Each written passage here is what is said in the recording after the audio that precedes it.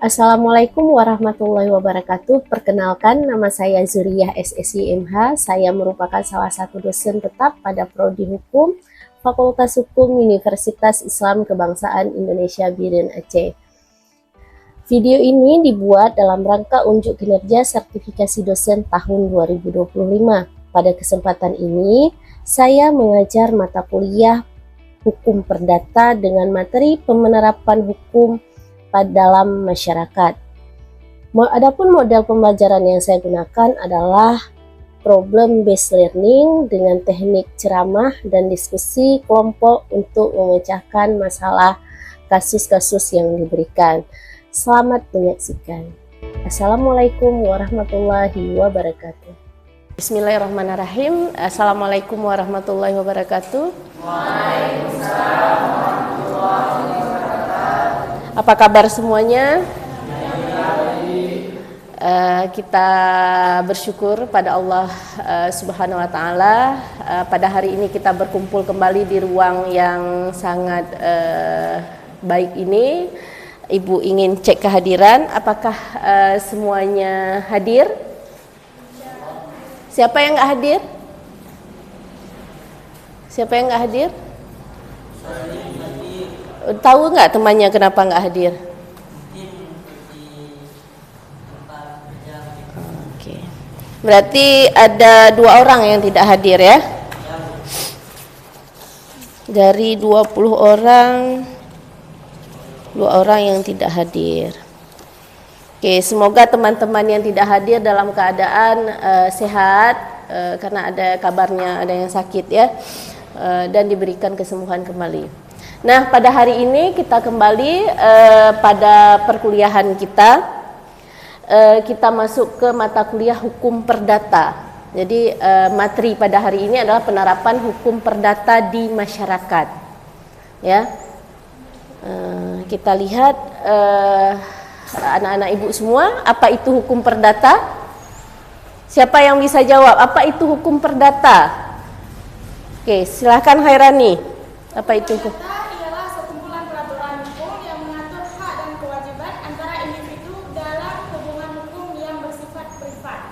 Oke, ada kata privatnya dari Hairani ya.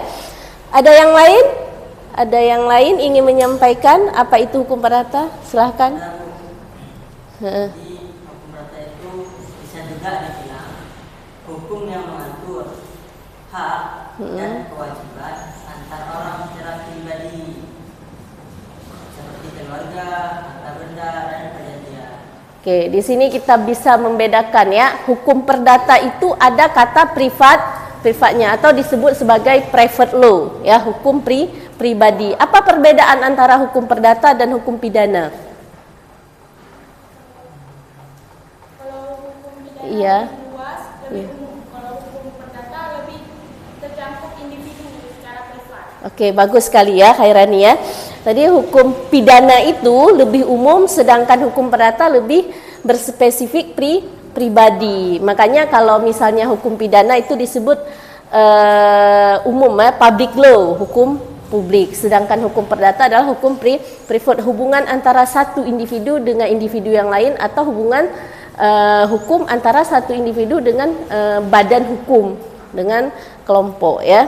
Itu disebut sebagai hukum perdata.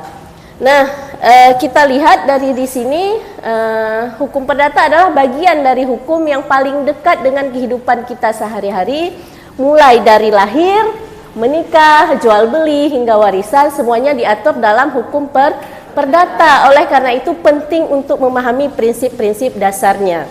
Ya, jadi ini yang kita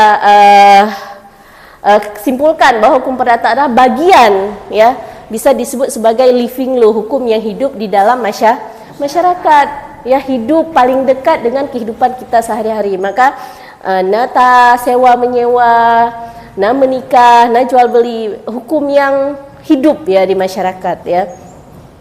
Kemudian apa saja yang diatur dalam hukum perdata? Nah, siapa yang tahu ini? Ada, kita lihat sistematika hukum perdata ada 4. Yang pertama ada berbicara tentang perorangan, kemudian kebendaan, perikatan, pembuktian, dan daluarsa. Ini kita rangkum menjadi hukum keluarga. Ada perkawinan, perceraian, hak asuh anak, ya. Apa itu perkawinan? Ya, hukum perkawinan, hukum yang mengatur antara satu individu dengan individu yang lain dalam ranah suatu perbuatan hukum perkawinan. Kemudian ada hukum waris yang berbicara tentang pembagian harta warisan. Kemudian ada hukum benda yang berbicara tentang hak milik di situ, konsep sewa menyewa, sewa rahen, ya, rahanen gadai, ya. Kemudian ada hukum perikatan, ya. Dalam hal perikatan itu di situ ada perjanjian hutang, jual beli, kontrak. Kemudian ada pembuktian. Pembuktian di sini bagaimana dia berbicara tentang alat bukti, saksi, dokumen. Karena hukum perdata itu dia melihat dia kebenaran formil, berbeda dengan hukum pidana yang melihat adalah kebenaran material. Material yang kebenaran material dia tidak melakukan perbuatan itu. Sedangkan hukum perdata itu ada atau tidak dokumennya. Ya, maka pembuktiannya nanti di persidangan itu di dalam ranah hukum perdata. Maka sangat dibutuhkan alat bukti, dokumen, ya. Dokumen menjadi hal yang paling penting dalam berbicara hukum perdata. Nah, contoh penerapan hukum perdata. Seorang warga membeli tanah diatur dalam hukum benda dan perikatan, ya.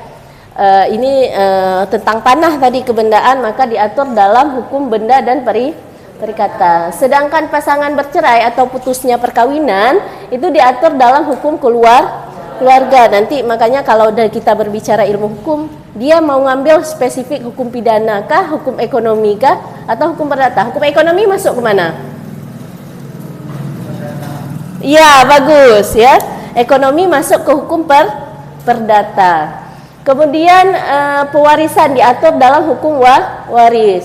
Nah, kalau di kita sebagai sumber hukumnya ada BW, Burgerlijk Wetboek, maka untuk orang Islam itu ada namanya kompilasi hukum Islam.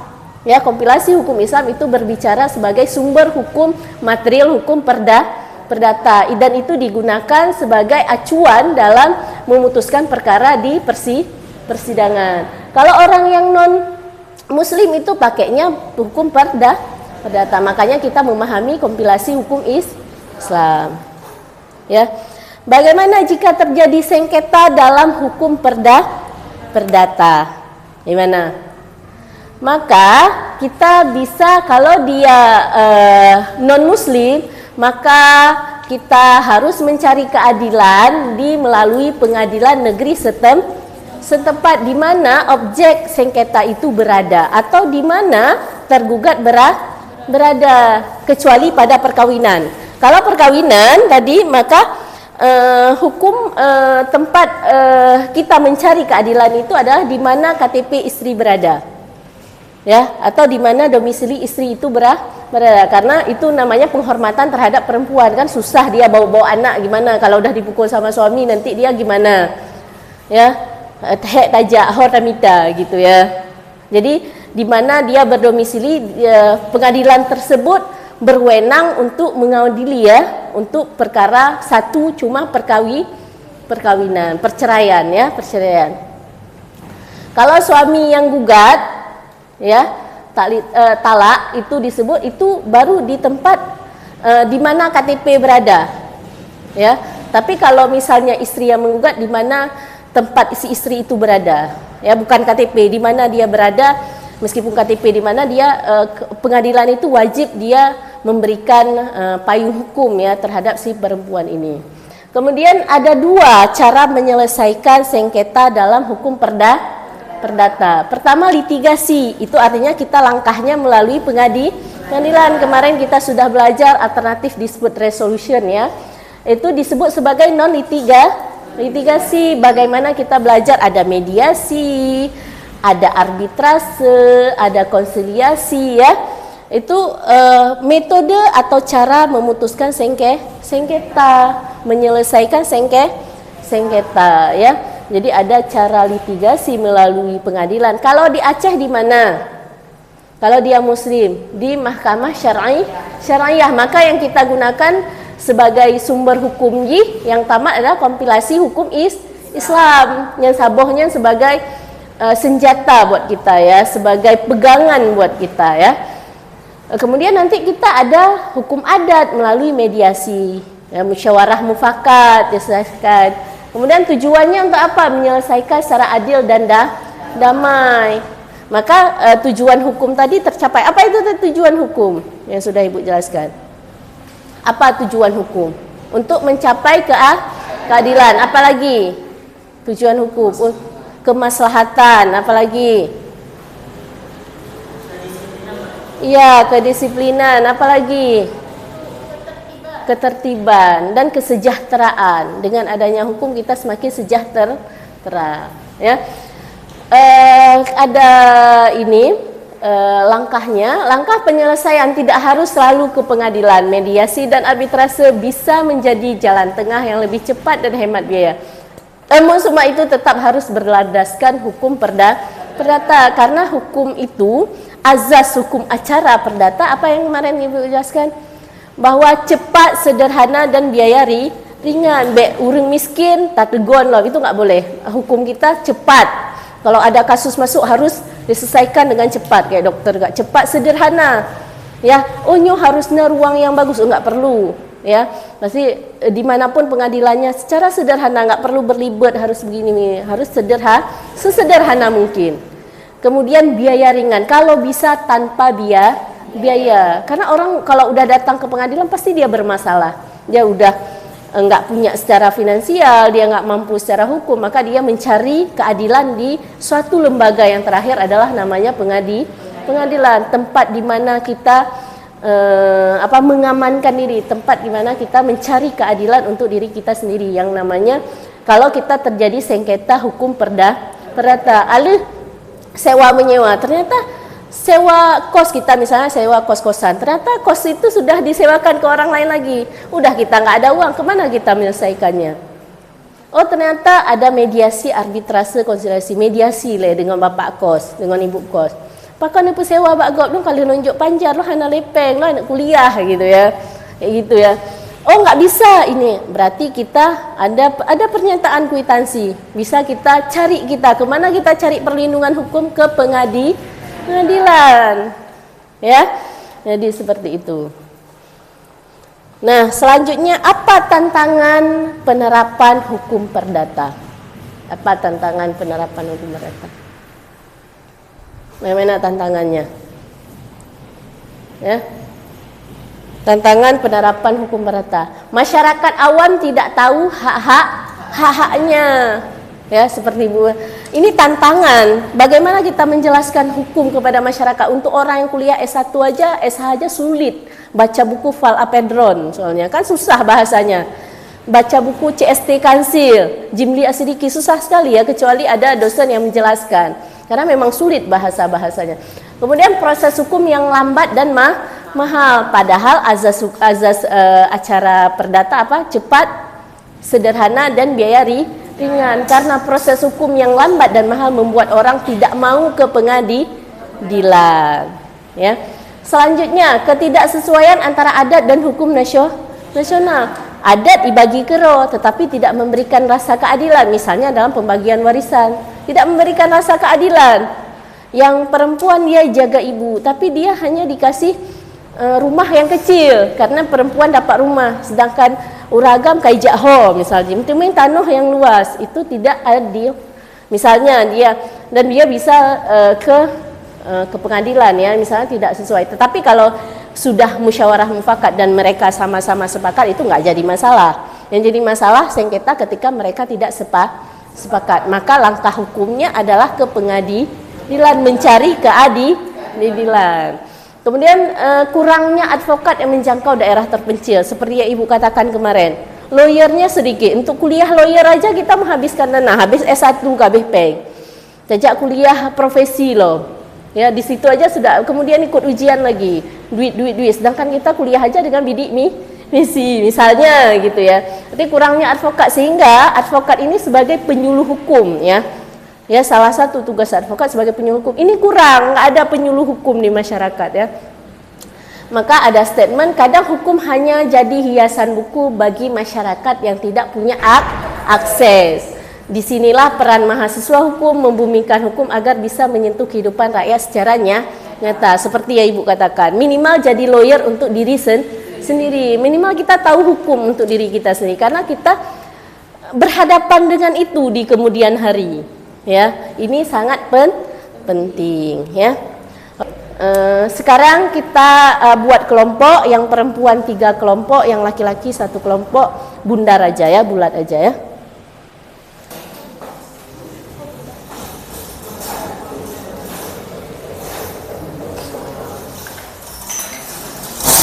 Ini ya, gini saja.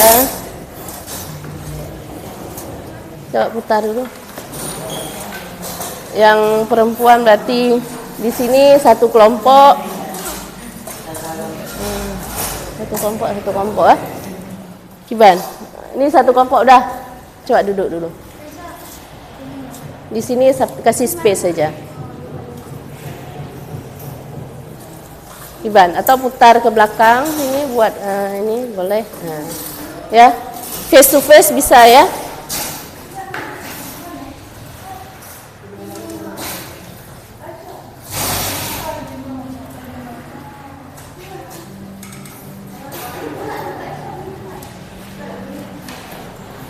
Enggak, 1 kelompok tadi mana? Face to face kayak anak laki ini. Bulat. Bundar sistemnya. Kayak orang anak laki. Kasih space ya biar nampak agak jauh-jauh dikit. Gimana? Biar enggak bertumpuk ya. Coba dulu.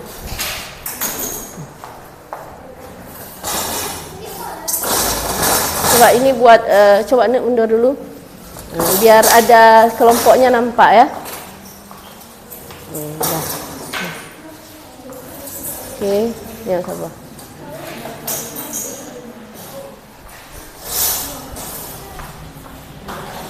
Oke, di sini Ibu ada LKPD, kita diskusi kelompok, ada soal studi kasus dan kalian nanti bisa menjawab atau kita diskusikan sama-sama pertanyaan di dalam studi kasus ini ya. Tuh.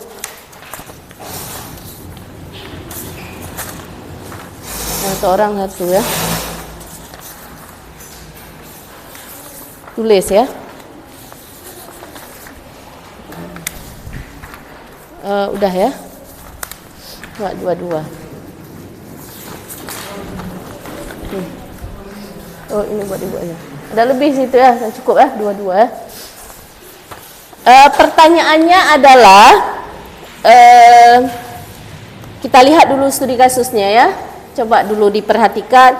Seorang warga bernama Pak Budi membeli sebidang tanah dari Pak Amir tanpa melalui notaris, hanya bermodal surat perjanjian biasa yang ditandatangani di atas materai. Beberapa tahun kemudian, anak Pak Amir menggugat karena mengklaim tanah itu bagian dari warisan. Pertanyaan untuk diskusi: 1. Apakah perjanjian jual beli antara Pak Budi dan Pak Amir sah menurut hukum perdata? Ya, seperti yang kita bahas tadi ya. Yang kedua, bagaimana posisi hukum anak Pak Amir sebagai ahli waris?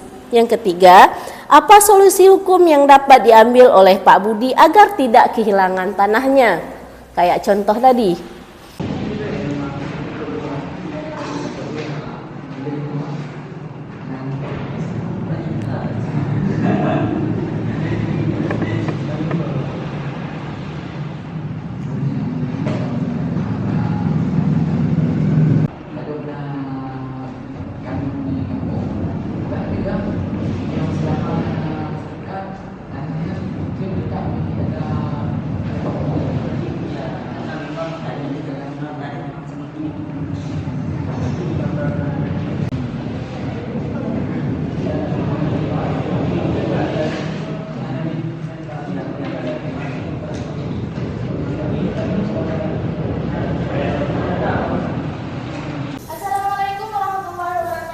Waalaikumsalam warahmatullahi wabarakatuh.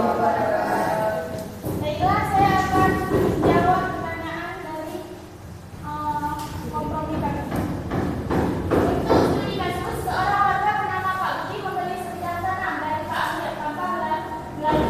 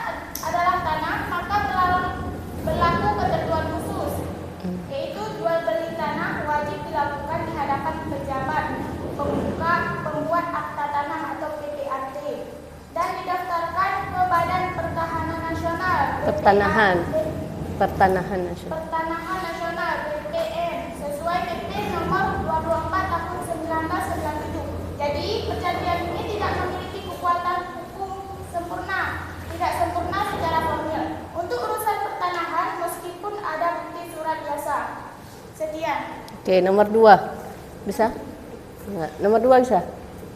Enggak. Oh, lanjut ke kelompok ini. Oke. Kita lihat untuk kelompok selanjutnya ya, yang menjawab pertanyaan nomor 2 gimana? Ya, bisa dibacakan lagi studi kasusnya.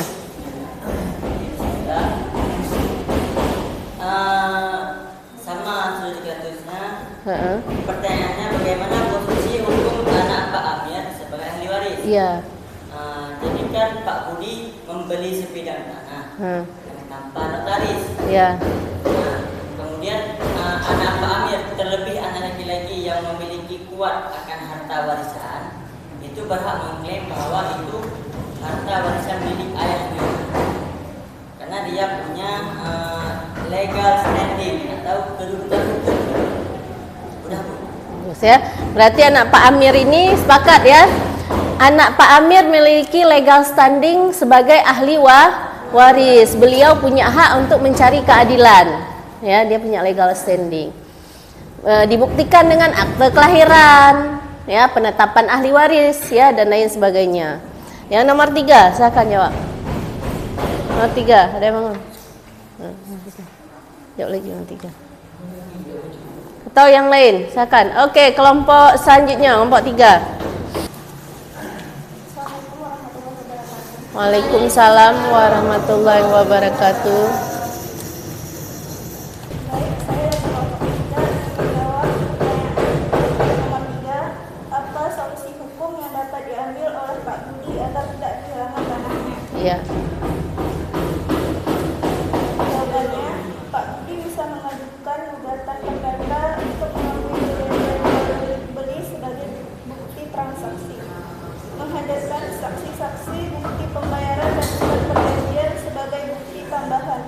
Jika memungkinkan, coba menyelesaikan secara kekeluargaan atau mediasi dengan ahli waris, meminta putusan pengadilan agar hak milik bisa diakui dan didaftarkan secara resmi ke BPN. Oke. Ya, berarti solusi hukumnya agar Pak Budi tidak kehilangan tanahnya, maka harus dia beli tanah ada di hadapan penjabat pembuat akte tanah dan notaris. Kemudian tanah itu harus didaftarkan di BPN, Badan Pertanahan Nasional. Maka itu solusi hukum terhadap Pak Budi. Jika udah punya legal standing, kekuatan hukum, maka hukum perdata itu melihat kebenaran formil, ya. Maka dia bisa memperoleh keadilan. Untuk hari ini ada pertanyaan? Ya, oke, silakan. Bagaimana apabila terjadi perbedaan antara KUHP dan hukum Islam? KUH Perdata. Oke. Kemarin itu sudah Ibu jelaskan. Ini pertanyaan yang sangat bagus. Kita ada hierarki peraturan perundang-undangan, ya. Ada yang namanya azas hukum, ya. Maka timpang tindih undang-undang itu terjadi di dalam sistem hukum Indonesia. Misalnya Kanun Aceh ada bertentangan, ada yang dianggap bertentangan dengan Undang-Undang Perlindungan Anak. Ini KUH Perdata ada yang dianggap bertentangan dengan kompilasi hukum Islam. Maka dilihat lex specialis derogat legi generalis, ya.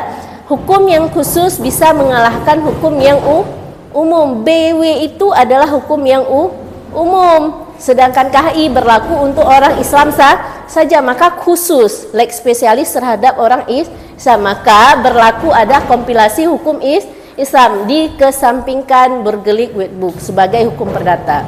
Maka hukum perdata hari ini yang kita jadikan sebagai ahli waris, ya, dari Belanda itu masih digunakan untuk orang yang non muslim. Bukan berarti kita nggak mampu merevisi, tetapi sejauh mana, ya, negara mau merevisi KUH Perdata, karena ada sebagian KUH Perdata itu tidak sesuai dengan norma dan kehidupan yang hidup di masyarakat. Oke, udah seharusnya direvisi, udah lama sekali itu ya BW-nya. Kita sekarang ada undang-undang khusus, misalnya wakaf ada undang-undang wakaf, tanah ada undang-undang pertanahan, apalagi perkawinan ada undang-undang perkawinan, kan sama-sama undang-undang ya, BW itu undang-undang ya. Kalau undang-undang perkawinan, undang-undang juga sama-sama, maka diambil lex spesialis, maka diambil adalah undang-undang perkawinan kalau kasusnya perkawinan. Itu cara lihat ya. Maka sebelum belajar hukum nanti kita ada belajar azas hukum dulu. Kan selalu ibu katakan azas hukum itu semua orang tahu ya, semua pakar hukum itu tahu, harus tahu ya. Jadi pondasi dasar dalam belajar hukum. Kalau udah tahu azas hukum, dia mau beracara, dia mau jadi praktisi hukum, dia mau jadi akademisi hukum, dah tahu bagaimana, ketika kasus ini dia tahu terobosan hukum yang mana yang bisa digunakan. Oke, sampai saat ini ada pertanyaan lagi? Ada? Apa kita kembali ke tempat duduk dulu? Kita bagi ya? Oke. Terima kasih atas segala perhatiannya. Mohon maaf atas segala kekurangan. Akhir kata ibu ucapkan wabillahi taufiq wa hidayah. Wassalamualaikum warahmatullahi wabarakatuh. Sampai bertemu di pertemuan kuliah selanjutnya ya.